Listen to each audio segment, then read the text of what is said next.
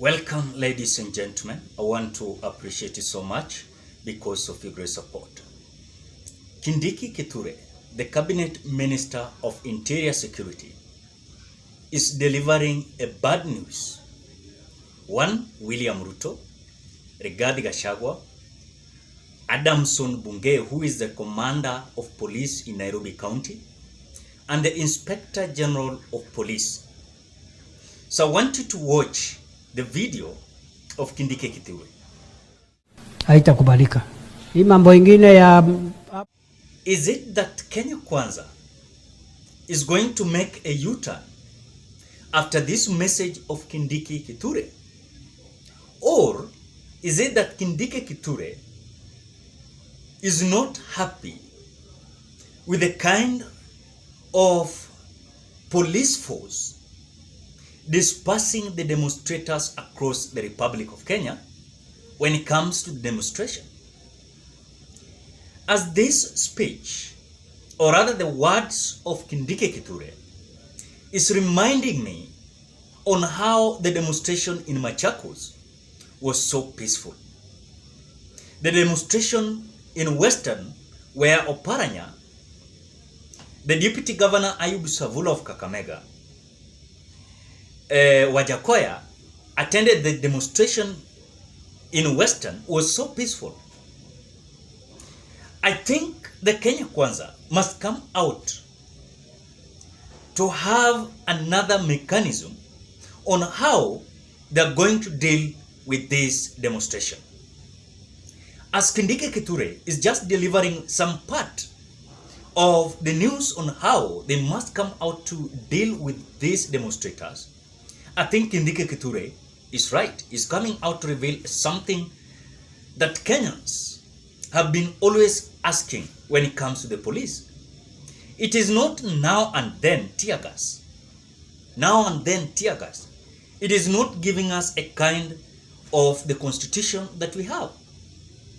The constitution under Article 37 of 2010, Constitution of 2010, says that any Kenyan is allowed to picket, demonstrate, assemble, but unarmed. So Kindiki is saying, if a Kenyan or citizen, a Kenyan citizen or a leader wants to demonstrate and he or she is unarmed, why should police officers come out to tear gas the demonstrators? They don't have any bad idea of anarchy. They don't want to go to State House, but they want to demonstrate and pass the message to the recognized authorities. Is it a good news to Rigathi Gachagua, who has been always seen in camera, or rather on camera, trying to castigate on how they are going to ensure that law is going to be met? Is it a bad news to Cherargei, the senator of Nandi, who has always been saying that Raila Odinga should be arrested with no reason? And Raila Odinga has done nothing. He's just following the constitution. If he is not satisfied with the way the government is being governed, the country is being governed, then he has the right under the article of 37 of the Constitution of 2010. What is this message to William Ruto himself? What about this message to the new UDA Secretary General, Cleophas Malala, who has always been also seen trying to castigate the demonstration?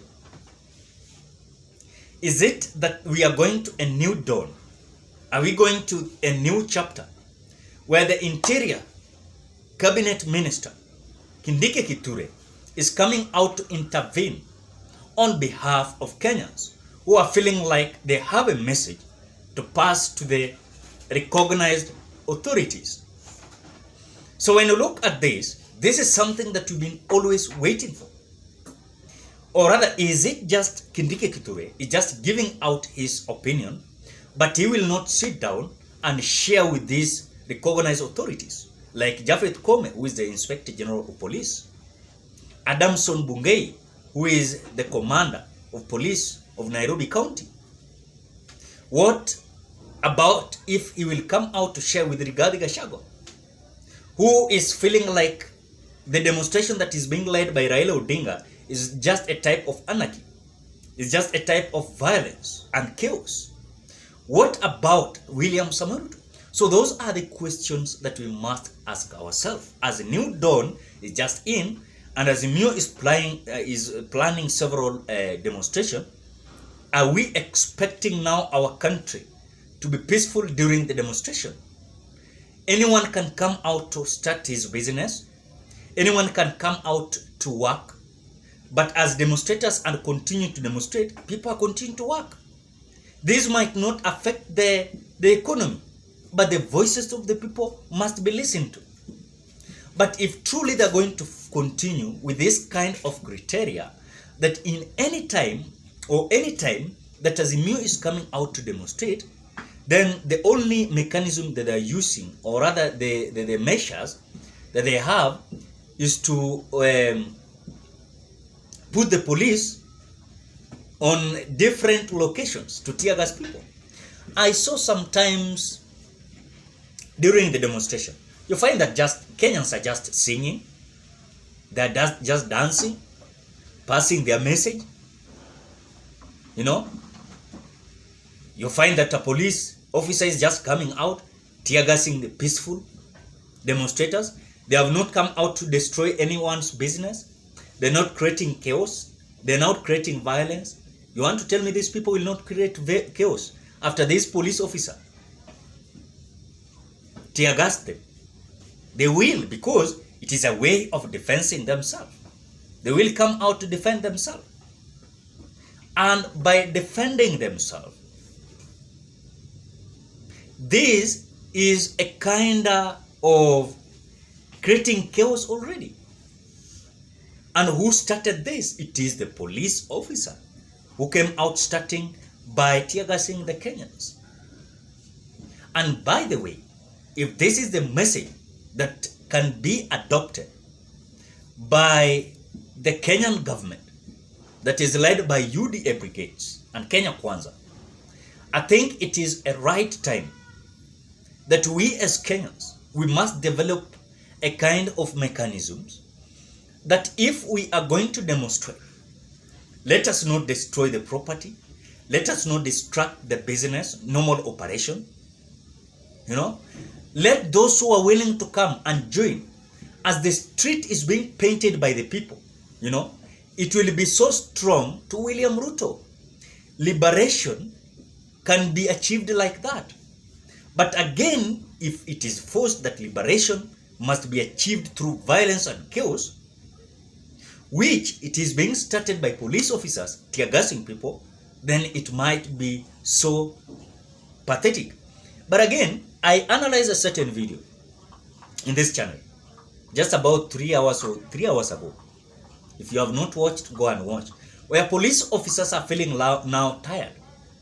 They are now upset with the kind of force they're being forced to do to Kenyans who are peaceful and armed, tear gassing them. And at the end, it is the police officers who are suffering, because you find a crowd of 1,000 Kenyans, or rather let me just say 100 Kenyans. 100 Kenyans. Police officers are coming out to tear gas them. Then through that process, they are being angered. What are they doing? They're stoning the police officers. You want to tell me police officers are not human beings? They are human beings. Sometimes they run out of tear gas. Some of them do not have tear gas. You want to tell me police officer will just stand defending himself from the stones after the upset they have created through tear gassing the Kenyans? So it is a kind of a new dawn that we are going in. Is there a possibility of these words of Kindiki Kithure, the way I've displayed the video? Drop your opinion at the comment section below. Otherwise, I want to appreciate you so much because of great support. Please consider subscribing, liking, commenting, and sharing this video. Bye bye. Till you meet on another video.